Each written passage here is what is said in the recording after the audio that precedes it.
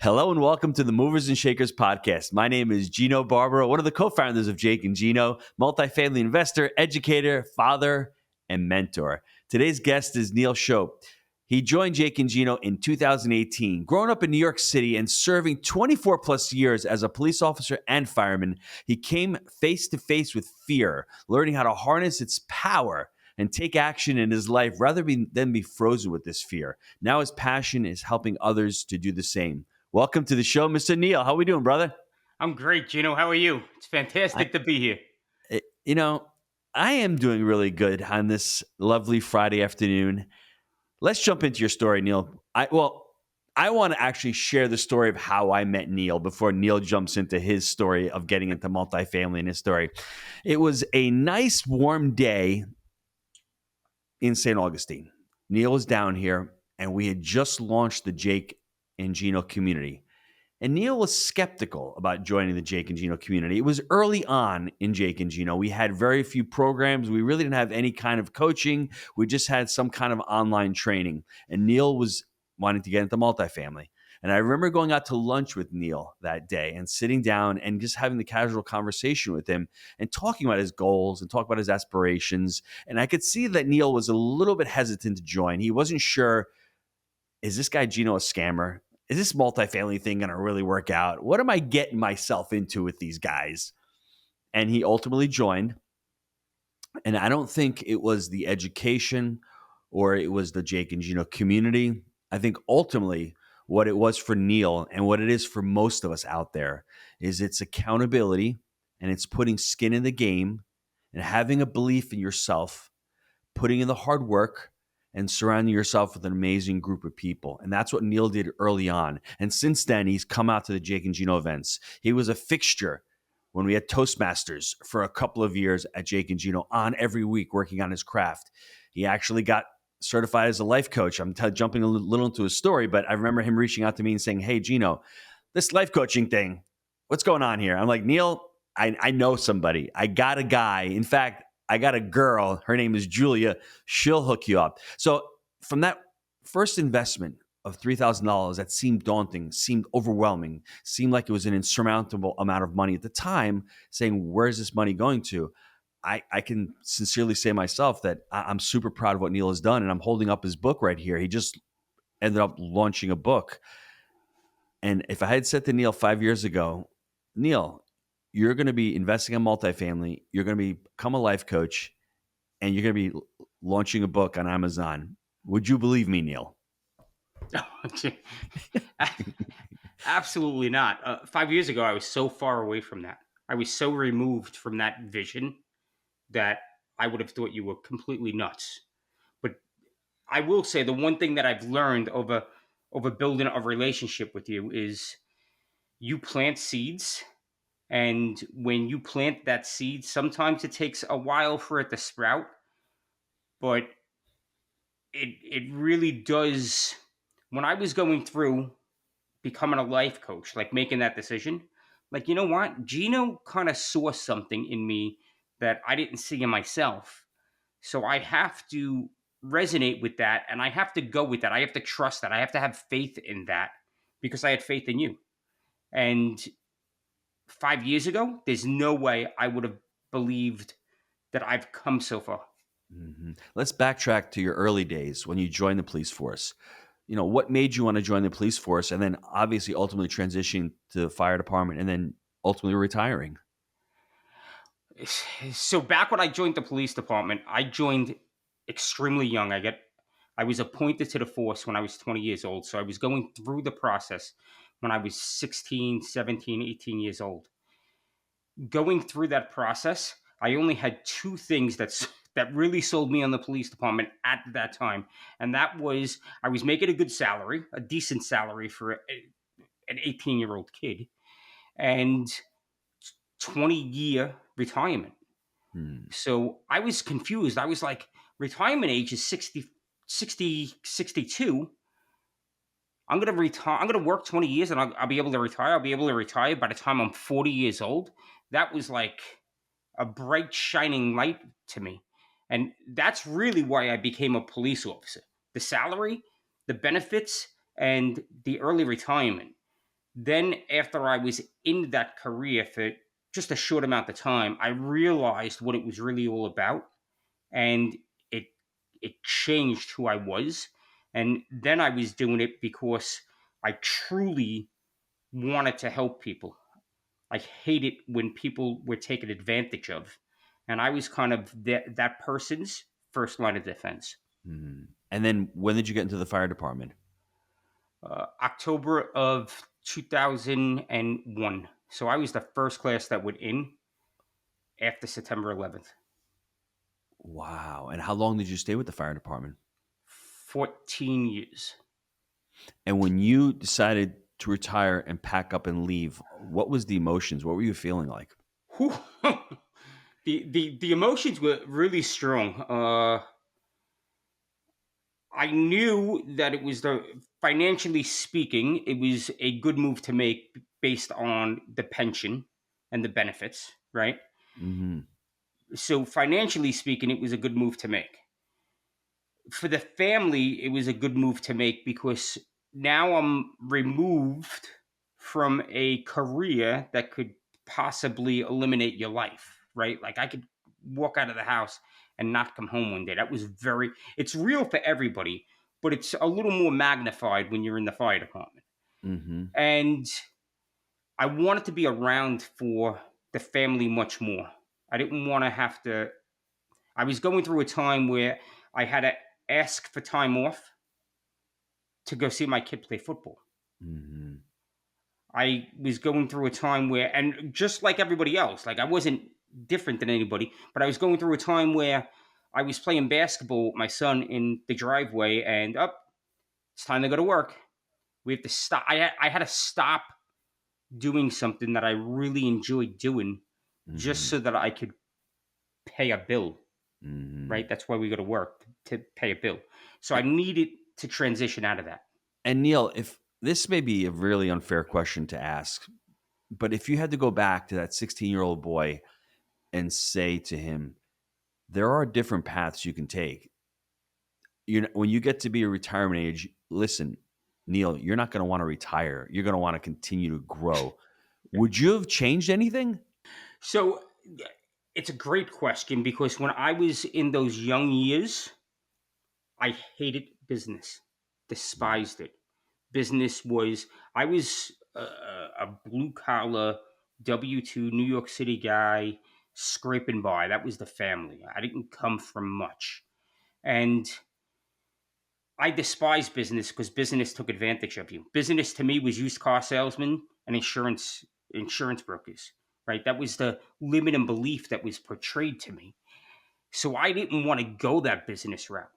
If Mm, the one piece of advice that I could give my 16-year-old self was I would still go the police department and the fire department route, but I would also have a side business that I was working on and building up.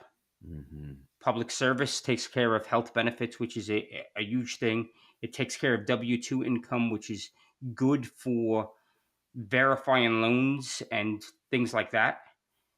Business is how you get out of that W 2. So use the W 2 as a stepping stone to build the business. That's how I would do it if I was doing it again. Some people go straight into business. Nothing wrong with that nowadays.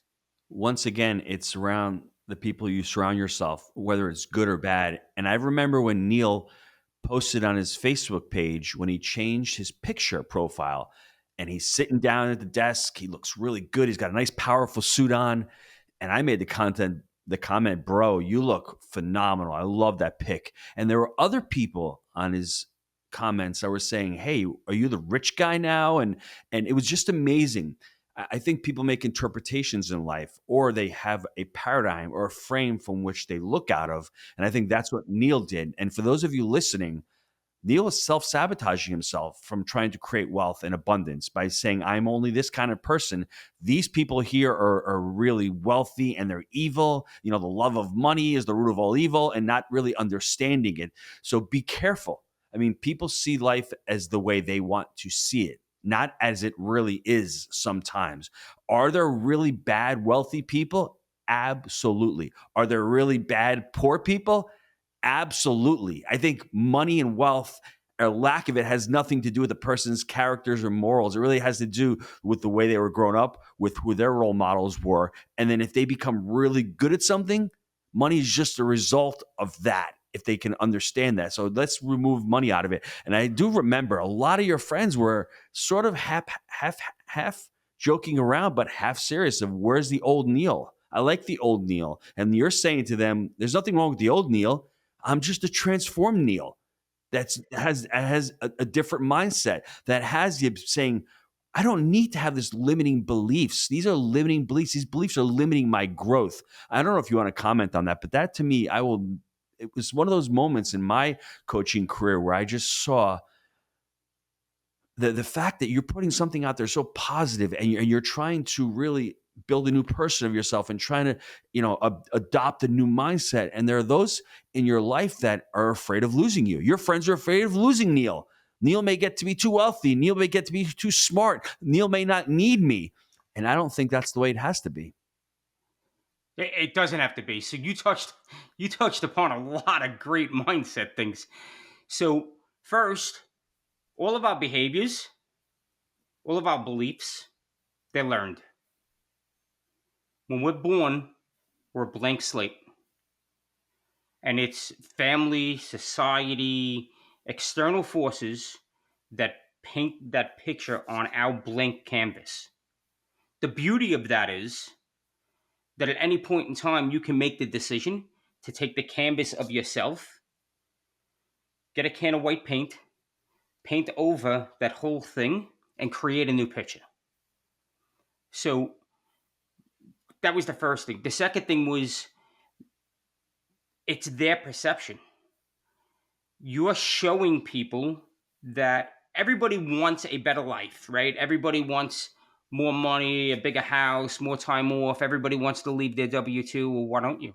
And when you show people that it's possible, you're also showing them that they can do it, but they choose not to. And they don't register it like that. They don't register it that they're making a choice not to. They're just saying, well, this is life. Well, life happens for us. It doesn't happen to us. You you don't get to control what life throws at you, but you get to control how you interpret it and the actions and responses you have to that. And it's in those responses that really set the course of your life. You get to create your life. You don't Mhm. life doesn't create it for you. You get to create it. I think the young Neil was a victim towards money, had no control or limiting beliefs towards money. And the older Neil said, I can get a canvas. I'm going to paint over those beliefs, or at least become aware of those beliefs. Most of us don't understand. We're living life at an unconscious level. We're making decisions just based on habit, based on being unconscious. And those thoughts keep popping up. And all you need to do is to look around and to say, not all wealth is bad, and not all poor people are great. It really depends upon the situation. And when you joined Jake and Gino, what were you expecting from the community, and what did you, I guess, get out of the community? So I got so much more out of the community than what I was expecting. So I was expecting something very straightforward and matter of fact. How do I buy a multifamily dwelling? That's it. Like, what are the steps, right? Buy right, finance right, manage right. Like, what are the steps? The underwriting. How do I look at a property? How do I find properties? All of those pieces. That's what I was expecting. What I received was that plus the keys to the kingdom. And the keys to the kingdom really are proximity. I think proximity on the behind me on the wall, it says proximity is power. I think proximity is the unfair advantage. And I received mindset, how you look at the world. When you look through a different set of glasses, if I gave you my glasses right now, you wouldn't be able to read the pages in front of you because you're looking through a lens that isn't right for you. When we take those glasses away from you and we give you your glasses and you're looking through a different lens, all of a sudden things become clear And that's what mindset does. Mindset allows you to see the world differently through a different paradigm. And when you do that, the world just opens up, right? Money's not finite, right? There's plenty of ways of creating money. I attract money to me. If I win, it doesn't mean somebody else loses. You're right. I was a victim back then. And going back to when I was in Florida, you showed me a book called Energy Leadership. I actually keep it on my desk. Energy Leadership. And this is a book about the 7 levels of perception. And that literally is the domino that sets everything else off. If you can get a strong foundation in those 7 levels and a strong understanding of it, and realize that, oh, hold on a second, I'm in conflict right now. Let me elevate myself. Mhm. Amazing, amazing things happen. I mean, look, I wrote a book. I wrote a journal, and that journal is actually changing lives. And it just came out. It came out a couple of weeks ago, but it's already touching people and changing lives. It's called Results Over Excuses. And in the journal, I'm actually filling mine out daily because I'm not a big journaler, but it's not a complex journal. What I love about it is today I intend to, things that I intend to do. Actually, I filled mine out yesterday. I wanted to have a good singing lesson. I wanted to bring the pain on a podcast, and I wanted to work on branding. Those are the three things that I really wanted to focus on. Then it says what I'm grateful for. I had a really nice dinner, no back pain. I'm feeling really good, and I'm really grateful for my blondies, right? And commitments. What am I committed to? Bringing value to the community, working and building an amazing brand, and recording a great short. That's what I'm committed to. Recording shorts on YouTube and on Instagram. And today's wins, I've got the wins down here and I've got lessons learned. If you can create the rhythm and start journaling every day, it's very challenging. I know, and another limiting belief is going to come in. I'm a victim. I don't have the time. This literally takes 3 minutes in the morning. When you get up in the morning, don't go to your phone, go to the journal, start filling it out. And before you go to bed at night, watch 3 minutes less of TV and sit down and put some thought to paper and how the day ended up, what you did right, what you did wrong. And if you can get into that rhythm, that's what Neil's talking about. Neil's talking about habits. Neil's talking about mindset. Life isn't happening to you. It's happening for you for a reason. You need to document it and see what's going on. I know you can buy the book on Amazon or the journal on Amazon. Once again, I'm going to hold it up as Results Over Excuses. What did your family and friends say when Neil is now a multifamily investor and he's an author? You're a big shot, Neil. What's going on? I want to hear the feedback from friends and family.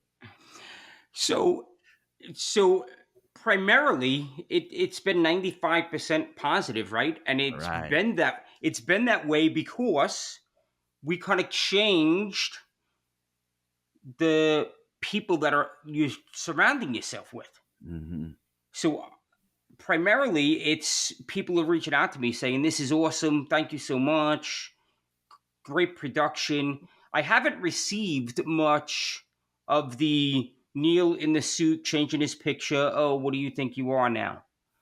Because over the process, those people have dropped off, Mm-hmm. right? There's a different proximity that that I'm around now. And that Mm-hmm. proximity is I provide support and positivity to them, and they support and provide the positivity to me. Mm-hmm. So it's been really good, and it's been inspirational because now, for example, the wife is starting to write children's books, and she's starting to, you know what, she wants to one she wants to one up me, which is that little bit of competition is good. Like, go ahead, one up me, and then that's going to inspire me to do something even bigger than a journal or an addition to the journal, whatever it is. Like, you don't know what it is. You can't see that far down the path. You can only see a couple of steps in front of you, and that's okay because I'm going to go where the path takes me. You had made a great point a little while ago. This was maybe even before I hit the record button about identity. Now, I used to identify as the pizza guy. That's who I was. And it was challenging in the beginning to get some traction with real estate because I remember myself that limiting belief, what we say in coaching school, that gremlin, those voices in your head saying, I'm not good enough, I'm not smart enough, who's going to talk to a pizza guy about real estate? And once I decided in the shed of my restaurant, when I was speaking to Jake on that cell phone, surrounded by pizza boxes and cans of tomato sauce, doing $10 an hour work, and I said to him, we're negotiating this $11 million deal.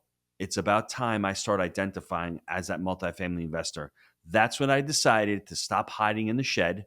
And I decided now I am going to become a multifamily investor. And what that allowed me to do was I showed up differently. I started taking those actions of a multifamily investor, which is underwriting deals, talking to brokers, doing property tours, speaking to investors, putting deals under contract. All of a sudden, my mind shift changed from the one identity to another identity. Can you expand on that, Neil, please?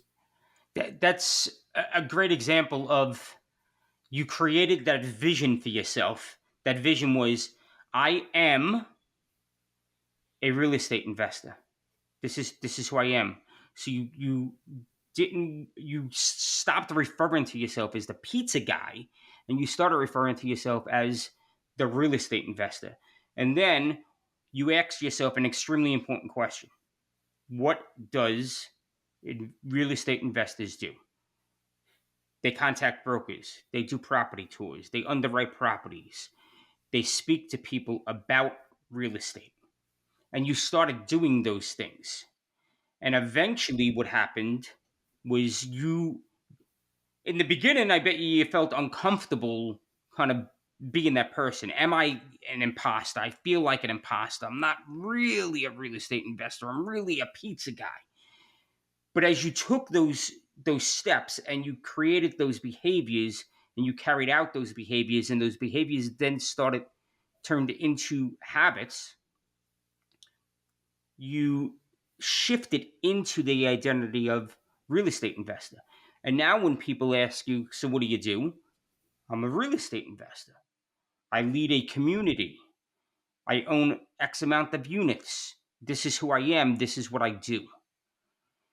For those people out there, can I give a real quick example of for those people out there that want to make the shift but don't believe they have the ability?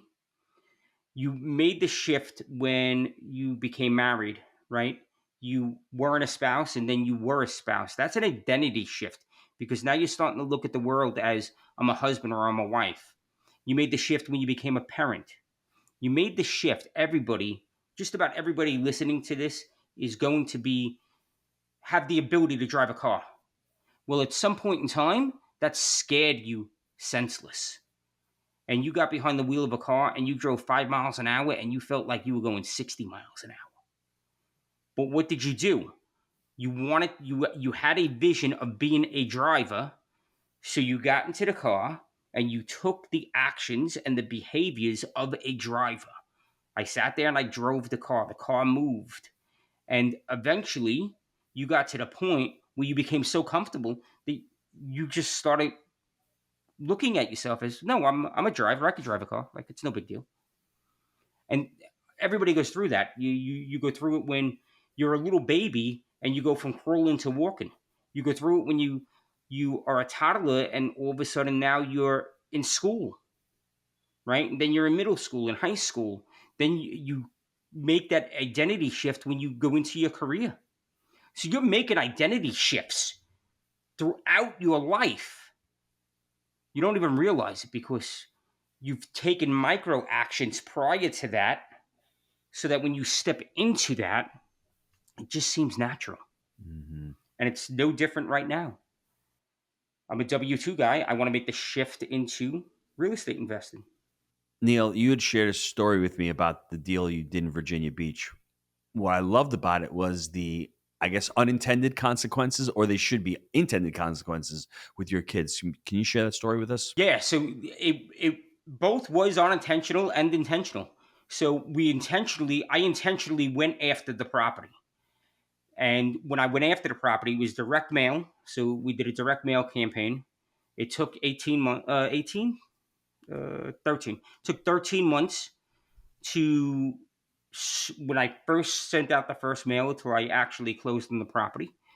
So it wasn't a quick process.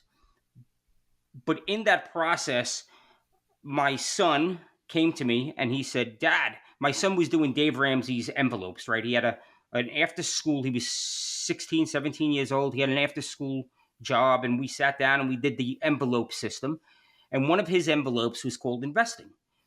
And he came to me and he said, Dad, I want to invest in this property with you. And I said to him, well, do you have any money? He's like, I don't know. He like shrugged his shoulders, like, I don't know. I'm like, well, what about your envelopes? And then we went to his envelopes, and he thought I was being the mean dad when I made him put money into envelopes and he couldn't spend it all, Mhm. right? But we went to his envelopes, and in his investing envelope, he had $500. So we took the $500, he invested it into that building, and now he gets I give him a couple of dollars a month as return on that 500. I think he's getting like $10 a month on the return of the 500. And what that does is it allows him to come into seeing what's going on.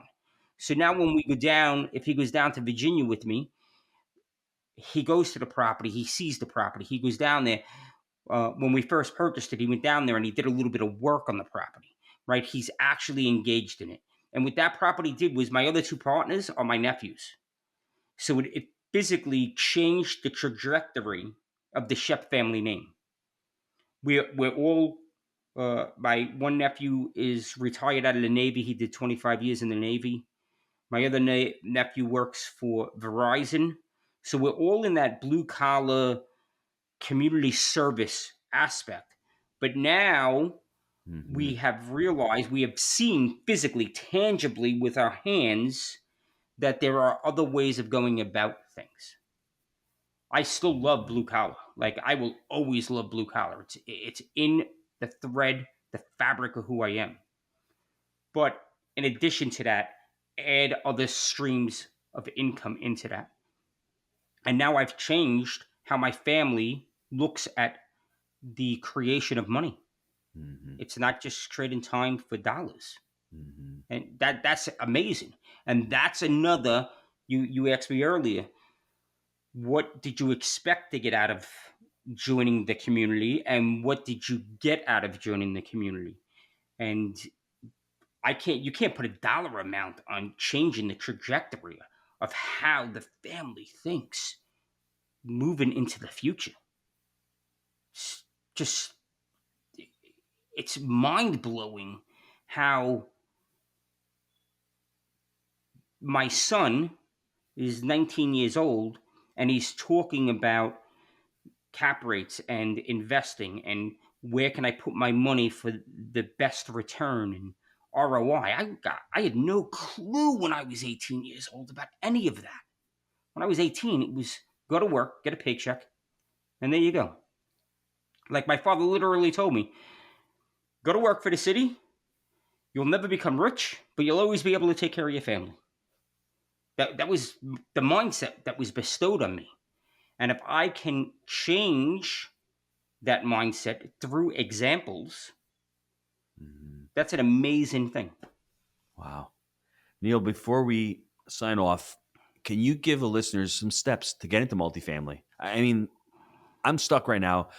I'm W 2. I have that blue collar work ethic. I want to start securing more passive forms of income. How do I get into multifamily? What are some of the things that I should be doing right now? I think my go-to answer is proximity. You need to surround yourself with other individuals that believe that multifamily is the answer. From Mhm. there, you're going to find individuals that are actually doing multifamily. From there, you're going to find information on groups, additional groups, right? When I go to real estate meetups or I'm on a real estate chat forum, they ask me, listen, where can I go to learn multifamily? Now, there's plenty of people out there, but I'm extremely biased. So I really only mention one place, and that's you. That's Jake and Gino. because it's been such a transformational process for me. So, surrounding yourself, seeking out individuals that love real estate, then seeking out through that, seeking out groups. And I'm a big proponent of coaching. I don't believe that coaching is appropriate in the very beginning because you have to know specifically what you want that coaching in, right? So, Mhm. but once I made the determination that multifamily was my thing, I then sought out proximity, and I sought out proximity through you. I found you through uh, Bigger Pockets. I reached what the one thing you didn't mention is Gino's so authentic that I'm from New York City. Everybody's got a scam. Everybody's got an angle, right? Like it's New York, and Gino would always say, just reach out to me, ask me a question. You have any questions, just reach out to me. And I actually reached out to him. I sent him, I don't even remember what email I sent him, but I sent you an email. And it was just like, honestly, it was just, I was just listing questions just to see if you were actually going to reach out to me and respond to Mhm. me. And you responded immediately. And I was like, oh, this guy might be legit. And I reached out to you again. We just the relationship just kind of built organically, but it built organically because of how authentic and vulnerable you are. Like you would say, I remember you telling the story of the Hammonds, right? I believe it was the Hammonds. You purchased that, and the septic field ended up going Yeah. like the Mhm. first month, and how that was a huge hit to you, but a lot of people don't talk about that side of real estate, and you were just putting it all out there. You were being very, very vulnerable and very authentic about the entire process, Mhm. and that's what really attracted me. So just find individuals that are like that. Mhm. It's not always rainbows and unicorns. I wish it was, Neil. Neil, how can the listeners get a hold of you? I know you've got the book is out.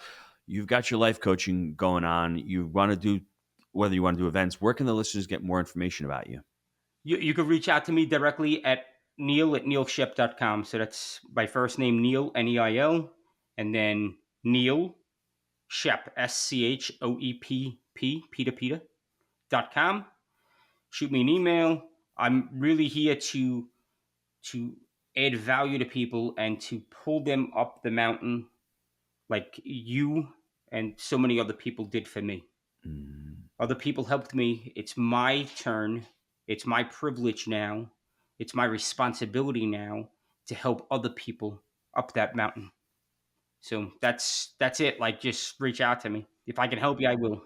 We have a young Neil, 16 years of age, getting ready to become a policeman. He hears his dad constantly telling him, work for the city, they're going to take care of you. Easy peasy. Retire, you live off the city. 18 years old, becomes a policeman. In October of 2001, he's the first class and he switches over to become a firefighter. And he's still a firefighter for the next 14 years. That means some days he leaves. His wife probably thinking to himself, is Neil coming back? You don't know. It's a really challenging business. It's a really challenging life. And Neil had that blue collar work ethic, never even thought about multiple streams of revenue. He was only focused on that one job until one day he got on Bigger Pockets and he didn't have that limiting belief that all money is created equal, all wealth is evil, and all poor people are great. And once he broke that limiting belief and he said to himself, let me dig a little deeper. I'm about to retire. I don't want to retire. I know I've got a lot of years left. I'm going to drive my wife nuts if I go home and stay home retired. So let me find something out. He connects with Jake and Gino. He goes down the multifamily rabbit hole and all of a sudden joins a community. And he doesn't just get buy right, finance right, manage right. He does, like he says, multiple times proximity. But really, it comes down to personal development and personal growth and all of a sudden challenging those old beliefs and being able to say, hey, you know what? I identified as that blue collar work ethic. I can still identify as that, but I can also identify as an investor. I can change the trajectory of my family through investing. And that's what Neil ended up doing. He ended up joining Jake and Gino, ended up continuing to invest in his education, and all of a sudden becomes a life coach. And before you know it, writes a book, has it on Amazon, and is continuing to grow his portfolio. Neil, I want to thank you so much for being on the show today. Any final words before we sign off? Multiple streams of income. Like, go after it. It really, multiple streams of income, guys, is where it's really at. You need that. And if COVID didn't show that to you, then that was the biggest lesson of having multiple streams, because some streams get cut off right away and you just tap into your other streams. So I'm extremely grateful, appreciative, thankful for the community that you and Jake have built, because it really has changed the trajectory of my family. And I'll never be able to repay that as much as I feel that I should. But I greatly appreciate being here. Thanks for having me. And you're welcome. The only way you can really repay it is to repay it forward and to help it and impact other people's lives. I want to thank the listeners just for spending part of the day with us, taking time out of their day to listen to Neil's incredible story, to listen to what the Jake and Gino community has to offer. And we will see you all on the next Movers and Shakers show.